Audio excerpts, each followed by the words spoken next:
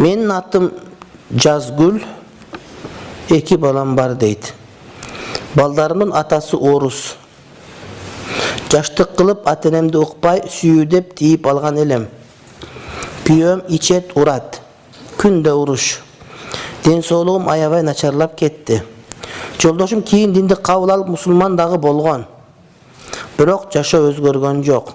Дагы эле урат, ичет. Мен эмне кылуум керек? Ичип алган күндөр талак бере берет.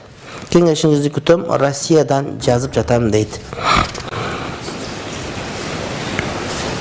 Мастын талагы түшөт, Ханафи мазхаб боюнча. Мастын талагы түшөт, ошо менен сага жооп болсо керек.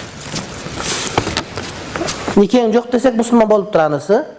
Бирок мусулман болгондон кийин нике кыйылган эмес да булардыкы. Ошон үчүн даже никеси да жок болуш ыктымал толук түрдө бар. Анткени нике кыйган учурда буларда эмне нике мусулман нике тура турган эмес болгон жагдай. Анан бирок дагы башка бүндөстөн алып булар андай мындай деп кире турган болгон күндө деле мусулман болгон күндө деле мастын талагы түшөт. Эки тараптан жол чоң ачылат. Эми муну такташ үчүн экөө менен чогуу туруш керек да.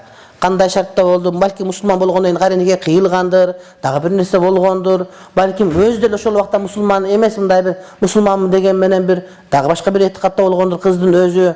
Айтор ушундай.